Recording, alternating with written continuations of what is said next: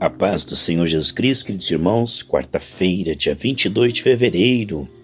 Estamos aqui, felizes com o Senhor Jesus Cristo. Minha Bíblia está aberta em Êxodo capítulo 7. Eu vou ler com os irmãos, versículo 8, tá bom, amados? Até o versículo 13. Acompanhem comigo a leitura. Êxodo capítulo 7, do versículo 8 ao 13. Quero falar sobre o domínio manifesto. E isto é uma coisa que eu gosto muito de falar, porque a manifestação da verdade, toda a criação está aguardando isto, né? O evangelho que tem caráter, poder, o evangelho que tem comunhão com Deus, frutificação, mais e mais e mais, tá bom? Uma vida temente, humilde, aos pés do Senhor, e também uma vida que traz glória para o seu nome. Bendito é o nome do Senhor. Através do arrependimento nós vemos que podemos estar cada vez mais andando no Espírito e renunciando às obras da carne. E através da fé, liberando a glória de Deus através da fé que recebemos pela sua presença. Olha só. Acompanhe a leitura. E o Senhor falou a Moisés e Arão, dizendo: quando o faraó vos falar, dizendo: fazei por vós algum milagre, dirás a Arão: toma tua vara, lança diante de faraó, e se tornará em serpente. Então Moisés e Arão entraram a faraó e fizeram assim como o Senhor ordenara, né? Lançou Arão a sua vara diante de faraó e diante dos seus servos, e tornou-se em serpente. E faraó também fez os seus sábios encantadores, né? Chamou eles, olha lá. E os magos do Egito fizeram também o mesmo com os seus encantamentos, porque cada um lançou sua vara e tornaram-se em serpente. Mas, vejam, vamos ver aqui a soberania de Deus, né, pessoal? Mas a vara de Arão tragou as varas deles. Porém o coração de faraó se endureceu e não os ouviu, como o Senhor havia dito. O Senhor disse que por uma forte mão ele tiraria aquele povo do Egito. Então nós vemos que a vida cristã, todos pecaram e carecem da glória de Deus. Começamos no nível 0, né? De comunhão e frutificação. Mas aí vem a perseverança, né, meus irmãos? Hebreus 6,12 diz: pela fé e pela perseverança. Há todo um processo à frente de Moisés, ele será bem sucedido. Está sendo treinado, né, meus irmãos? Está se fortalecendo também. Nós vemos que todo começo pode parecer insignificante, mas seu último estado crescerá muitíssimo. Vemos que Deus é o único onipotente. Ele trabalha melhor que o inimigo. Sempre, sempre, sempre. Deus não é do tamanho do inimigo, não é o bem contra o mal 50-50, né? Não é yang e yin, não. Deus é criador onipotente. O diabo é a força vencida, a criatura derrotada, né? O pai da mentira, o poder dele foi quebrado na cruz, Hebreus 2,14. Por isso o inimigo tentará, por causa da nossa carne e inexperiência, né? Por causa da queda, então atrasar, interromper, mas toda ferramenta preparada contra nós não prosperará. Por isso é muito importante compreender que não importa o que está acontecendo depois que você entregou, confiou, depois que você profetizou, mesmo que pareça piorar, pessoal, Deus está trabalhando. A tua fé, Romanos 5:2, te conecta a Deus, não é? E essa herança te pertence em Cristo Jesus. Por isso, sabemos que Deus está te dirigindo, te treinando, e não tenha medo, sabe? O tempo e o modo pertence a Deus, Eclesiastes 8:5. Você está semeando e regando, Deus vai dar o crescimento na estação própria. Vamos lá com essa comunhão com o Senhor, não pare não. Não se importe. Uma vez um homem pediu para orar por sua filha e aparentemente piorou, ela morreu, não? Só que Jesus foi lá e fez um milagre maior ainda, ressuscitou, porque ele havia dito que ele iria curá-lo. Então, você quando entrega algo na mão do Senhor, está limpando o seu coração, temendo a Deus, sabe? Não dando lado para o mundanismo, o pecado, entregando dia a dia o seu coração, buscando a Deus com sinceridade.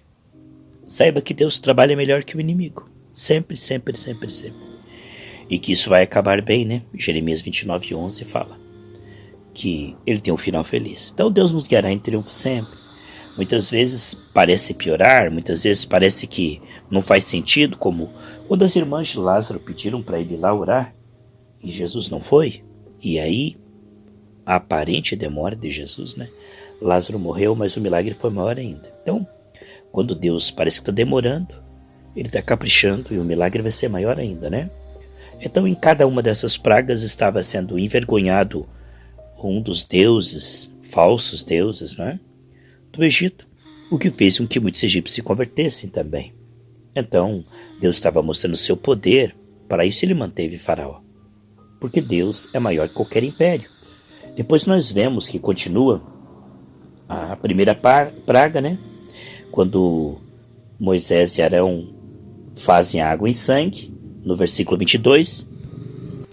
Sim, aqui no mesmo capítulo de Êxodo 7, versículo 22, os magos também fizeram igual, né? Fizeram água e sangue, só que não puderam desfazer. Veja que coisa tremenda. Depois continua, né? Quando vem a praga das rãs, no capítulo 8 de Êxodo, os magos fizeram o mesmo, versículo 7. Mas não puderam fazer com que elas desaparecessem. Veja como a feitiçaria e a bruxaria tem algum, entre aspas, engano, aparente poder, tá vendo? Mas Lucas 10:19, Deus nos deu poder sobre toda a força do inimigo. Mas você está vendo como é o poder do engano? Quantos sinais do engano aqui? Os magos de Faraó conseguiam fazer a mesma coisa, mas não conseguiam desfazer, só Moisés. Depois vem as pragas dos piolhos ali, em Êxodo 8, versículo 18 e 19, já neste ponto dos piolhos, os magos já não conseguiram. Tá vendo como Deus vai caprichando, aumentando a unção, o nível, até que ultrapassa aquilo que o inimigo estava tentando na sua vida, seja na finança, na saúde. A unção despedaça todo jugo, entende? Meus irmãos, se o Filho vos libertar, verdadeiramente sereis livres. Os magos disseram, né? Faraó, esse é o dedo de Deus, entendeu? E vai continuando, pessoal. Chega uma hora em que eles, cheios de feridas, saem correndo, não podendo fazer os meus milagres. No capítulo 9, versículo 11, de maneira que os magos não podiam parar diante de Moisés por causa da sarna, porque havia sarna nos magos e em todos os egípcios. Então é isso que vai acontecendo, meus irmãos. A unção vai aumentando e vai estreitando para o inimigo, entendeu? Quando diz em Provérbios 4:18 que a luz do justo vai brilhando mais e mais, de glória em glória, você está vendo que aqui havia um treinamento, né? Moisés estava passando, o povo do Egito, os próprios israelitas, né? Não desanime, não retroceda, continue perseverando. É muito importante, além da fé, a perseverança. Porque Deus está com você e Ele não te deixa, então não deixe Ele. Não duvide, por mais que, pastor, mas há tanto tempo eu estou esperando. De repente a coisa muda, José sai da prisão para governar o mundo inteiro. Deus vai honrar. Deus não se esquece de todo o bem que você tem feito. Você está semeando no Espírito. Lá em Gálatas 6:9 fala para nós não desanimarmos, que teremos uma grande colheita. E em Tiago 5:7 também fala da paciência do lavrador que espera a chuva temporânea serôdia, né? E assim também a temporã é aquela que vem logo quando você semeia. Se você não tiver a chuva temporã, aquele ramo não tem força, né? A semente não tem força para brotar. É a primeira chuva. É a chuva que vem fazer o crescimento. E depois vem a serôdia, quando já está quase frutificando, para dar força para a frutificação. Então a primeira para o crescimento, a segunda para a frutificação. Esse é o símbolo da graça. O sangue, né? E o Espírito Santo.